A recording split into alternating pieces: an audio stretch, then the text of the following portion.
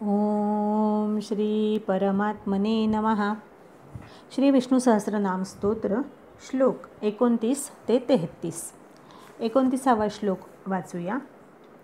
भ्राजिष्णुर्भोजनं भोक्ता सहिष्णुर्जगदादिजः अनघो विजयो जेता विश्वयोनी पुनर्वसुः. भ्राजिष्णू विष्णूचं नाव आहे. एक रस आणि प्रकाशरूप असे असल्याने भगवंत भ्राजिष्णू आहेत. ते प्रखर तापणारे आहेत. भोजनम प्रकृती माया ही भोज्य रूप आहे म्हणून तिला भोजन म्हणतात. माया रूपाने भगवंत भोजन आहेत. भोगता भगवंत प्रकृतीला स्वीकारतात, भोग घेतात म्हणून भगवंत भोगताय. भक्त जेव्हा आपलं कर्मफल ईश्वराला समर्पित करतो तेव्हा भगवान त्याचा स्वीकार करतात. सहिष्णू सह या धातूचे दोन अर्थ होतात. एक म्हणजे सहन करणे आणि दुसरा म्हणजे जिंकणे. जो सहिष्णू आहे तो जयिष्णू सुद्धा असतो. शूरग्रामः सर्ववीरः सहवान असे वेदामध्ये देवांचं वर्णन आलेलं आहे. भगवान हिरण्याक्ष इत्यादी राक्षसांना सहन करतात, ते जिंकतात आणि म्हणून भगवंत हे सहिष्णू आहेत. जगदादिजः जगताच्या आदी प्रारंभी हिरण्यगर्भ रूपाने भगवंत स्वतः उत्पन्न होतात आणि म्हणून ते जगदादिज आहेत. अनघ अघ म्हणजे पाप. भगवंताला पाप स्पर्श करू शकत नाही. भगवंत अपहत पाप्मा आहे असं उपनिषद सांगतं. भगवंत हे असे अनघ आहेत. विजय भगवान ज्ञान ऐश्वर्य वैराग्य या सगळ्या गुणांनी विश्वाला जिंकतात.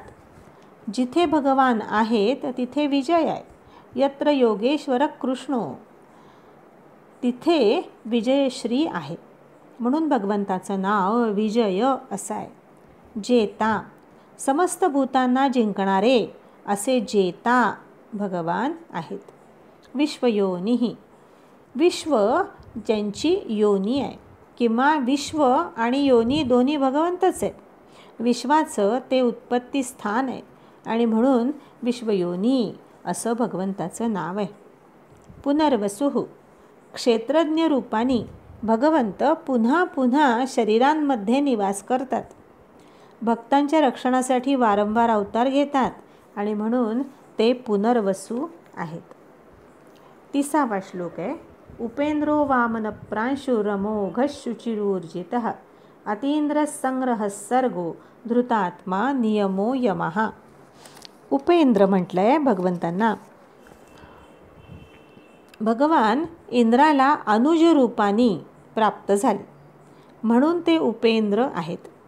किंवा हरिवंशात असं म्हटलं आहे की आपण इंद्राचे इंद्र म्हणजे इंद्राच्या वरच्या स्थानी आहात आणि म्हणून देवगण आपली उपेंद्र म्हणून स्तुती करतात. वामनः वामन हा भगवंताचा 5वा अवतार आहे. वामन रूपाने भगवंतांनी बलीकडे याचना केली. तसंच संभजनीय इति वा वामनः म्हणजे जो भजनीय आहे तो वामन असं कठ उपनिषदात म्हटलेलं आहे. प्रांशु वामन असणारे भगवान 3 लोक व्याप्त करताना प्रांशु म्हणजे उंच झाले. बलीनी त्रिपादभूमी दान दिल्यावर प्रभू आपलं सर्वदेवमय प्रांशु रूप दाखवतात आणि पृथ्वी आणि आकाश त्यांनी व्यापून टाकलं असे ते प्रांशु आहेत. अमोघ भगवंतांचा संकल्प कधी व्यर्थ जात नाही. ते सत्य संकल्प आहेत आणि म्हणून ते अमोघ आहेत. शुचिही भगवंताचं स्मरण त्यांची स्तुती आणि पूजन करणाऱ्यांना पवित्र करणारे भगवान हे शुची आहेत. अस्य स्पर्शस्य महान शुचिः असं म्हटलं जातं.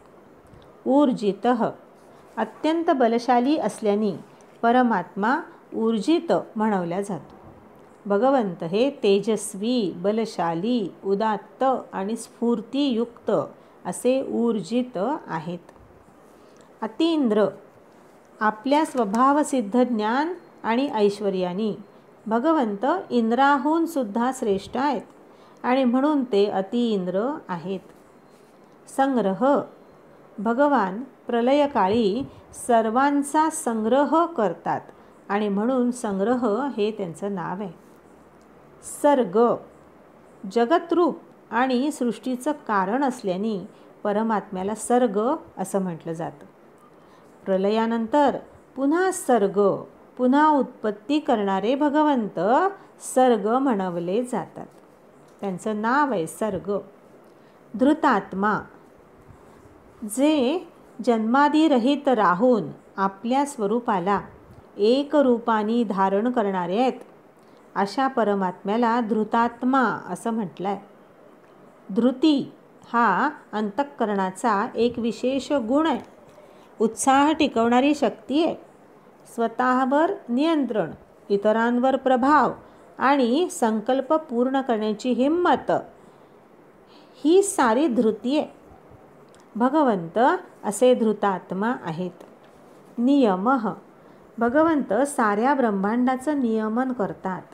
सूर्य, चंद्र, ग्रह, नक्षत्र आणि सारी प्रजा, सारी सृष्टी यांचं नियमन करणारे आहेत आणि म्हणून ते नियम आहेत. यमः अंतःकरणामध्ये स्थित होऊन भगवान प्राणीमात्रांचं आतून नियमन करणारे आहेत आणि म्हणून ते यम आहेत. 31वा श्लोक असा आहे. वेद्यो वैद्यः सदा योगी वीरहा माधवो मधुः अतींद्रियो महामायो महोत्साहो महाबलः. वेद्य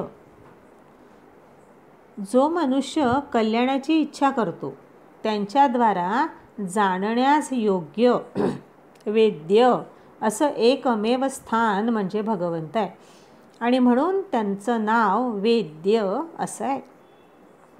वैद्य भगवान सर्व विद्यांचा साठा आहेत. ते सगळ्या विद्या जाणतात आणि म्हणून ते वैद्य आहेत. भगवान ज्ञान देतात आणि भवरोग दूर करतात असे ते वैद्य आहेत. सदायोगी सदैव प्रत्यक्ष रूप असल्याने भगवंत सदायोगी आहे. सदा सर्वदा देवसन्निध आहे असं म्हटलं आहे. त्याचा भगवंताचा योग भक्तांना होऊ शकतो असे भगवंत आहे. वीर हा धर्माच्या रक्षणाकरता वीरांना म्हणजे असुर योद्ध्यांना भगवंत ठार मारतात आणि म्हणून ते वीर हा आहेत. तसंच वीर हा शब्दाचा दुसराही अर्थ आहे. विविध ईरणा म्हणजे ज्या विविध प्रेरणा असतात त्यांना नष्ट करणारे असाही वीर हा शब्दाचा अर्थ केला जातो. भगवंताची ठाई अनन्य शरण झाल्यावर साऱ्या प्रेरणा, साऱ्या ईरणा समाप्त होतात. माधव मा म्हणजे लक्ष्मी आणि मा म्हणजे विद्या. सर्व विद्यांचे स्वामी त्यांचे धव असल्याने भगवंत हे माधव आहेत. मधुः भगवंत मधाप्रमाणे मधुर आहेत. अत्यंत प्रसन्नता उत्पन्न करणारे आहेत. अतींद्रिय शब्दादी विषयांहून रहित असल्याने भगवान इंद्रियांचा विषय होऊ शकत नाही. अशब्दम अस्पर्शम असं श्रुती सांगते. भगवंत हे असे अतींद्रिय आहेत. महामाय भगवान महामायावी आहेत. माझी त्रिगुणात्मक माया अतिदुस्तर आहे. दैवी येषा गुणमयी मम माया दुरत्यया असं भगवान गीतेमध्ये म्हणतात. असे ते महामाय आहेत. महोत्साह जगताची उत्पत्ती, स्थिती आणि प्रलयासाठी तत्पर असल्यामुळे भगवंत हे महोत्साह आहेत.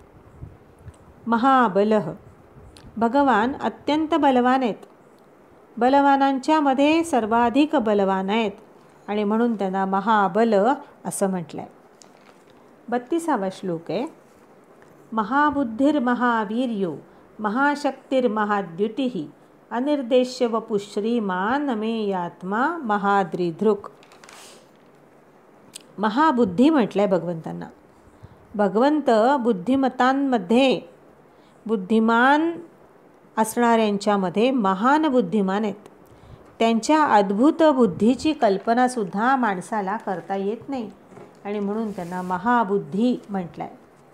महावीर्य, संसाराच्या उत्पत्तीचं कारणरूप असणारी अविद्या, हे भगवंताचं महान वीर्य आहे आणि म्हणून त्यांना महावीर्य म्हटलं आहे. महाशक्ती, भगवंताची शक्ती, त्यांचं सामर्थ्य अतिमहान आहे. दुर्गा रूपानी, नारायणी रूपानी त्यांची शक्ती त्यांच्याशी एकरूप आहे. महाद्युतिः, द्युती म्हणजे कांती, तेज. भगवंताची बाह्य आणि आंतरिक द्युती महान आहे. ते स्वयंज्योती आहेत. ज्योतिषाम ज्योती आहेत असं वेद सांगतो. अनिर्देश्य वपु, भगवंताचं रूप कसं आहे याचा निर्देश कोणीही करू शकत नाही. ते अज्ञेय आहेत. श्रुती नेती नेती म्हणती गोविंदुरे. भगवंताची वपू, त्यांचं शरीर हे अनिर्देश्य म्हणजे निर्देश करता न येणार आहे म्हणून त्यांना अनिर्देश्य वपू म्हटलं आहे. श्रीमान, ऐश्वर्य संपन्न असे भगवंत आहेत आणि म्हणून ते श्रीमान आहेत. अमेयात्मा, ज्याचा आत्मा, ज्याची बुद्धी अमेय म्हणजे अनुमान करता न येणारी आहे, असे भगवंत अमेयात्मा आहेत. महाद्रिधृक्, अमृत मंथनाच्या वेळी मंदराचल आणि गोरक्षणाच्या वेळी गोवर्धन असे महान पर्वत भगवंतांनी धारण केलेत आणि म्हणून त्यांना महाद्रिधृक् असं म्हणतात. 33वा श्लोक असा आहे. महेश्वासो महीभर्ता श्रीनिवास सतांगतिः अनिरुद्धसुरानंदो गोविंदो गोविदाम पतिः. महेश्वास, ईश्वास म्हणजे धनुष्य. भगवान श्रेष्ठ धनुर्धारी आहेत आणि म्हणून ते महेश्वास आहेत. महीभर्ता, प्रलयकाळी पाण्यात बुडालेल्या पृथ्वीला भगवंतांनी धारण केलं, पृथ्वीचं भरण केलं आणि म्हणून ते महीभर्ता असं म्हणवले जातात. श्रीनिवास, ज्यांच्या समीप, ज्यांच्या वक्षस्थलावर कधी नष्ट न होणारी श्री म्हणजे लक्ष्मी निवास करते, ते भगवान श्रीनिवास आहेत. सतांगतिः, संतजनांचं आणि भक्तांचं अंतिम गंतव्य, त्यांची अंतिम गती म्हणजे प्रभू आहेत. या भक्तांचा, या संतांचा, त्यांच्या पुरुष साधनेचा हेतू केवळ परमात्माच आहे आणि म्हणून ते सतांगती असे आहेत. अनिरुद्ध, भगवंतांना कोणीही अडवू शकत नाही, कोणी रोखू शकत नाही. प्रादुर्भावाच्या समयी ते कोणाकडूनही निरुद्ध होऊ शकत नाही म्हणून त्यांना अनिरुद्ध असं म्हटलं आहे. सुरानंदो, सुर म्हणजे देव, देवता. भगवान देवतांना आनंदित करतात आणि म्हणून त्यांना सुरानंद असं नाव आहे. गोविंद, गाम विंदती इति गोविंद, गायींना शोधणारे, गायींची सेवा करणारे भगवान गोविंद आहेत. इंद्रासाठी सुद्धा गोविंद हे नाव वेदांमध्ये आलं आहे. इंद्रियांना नियंत्रित करण्याची प्रेरणा देणारे जे भगवान आहेत ते गोविंद आहेत. तसंच गौरेशा तू यतो वाणी तांच विंदयते भवान असं म्हटलं आहे. गौ म्हणजे वाणी, भगवंताच्या कृपेने ती प्राप्त होते. भगवंत तिला प्राप्त करतात म्हणून भगवंतांना मुनिजन हे गोविंद असं म्हणतात. देव त्यांची गोविंद म्हणून स्तुती करतात. गोविदाम पती, गौ वाणीला म्हणतात. जे हे जाणतात ते गोविद होत. भगवंत त्या सर्वांचे स्वामी आहेत. आणि म्हणून त्याच भगवंताचं नाव गोविदांपती असं त्यांचं नाव आहे. आज इथेच थांबूया. हरये नमः.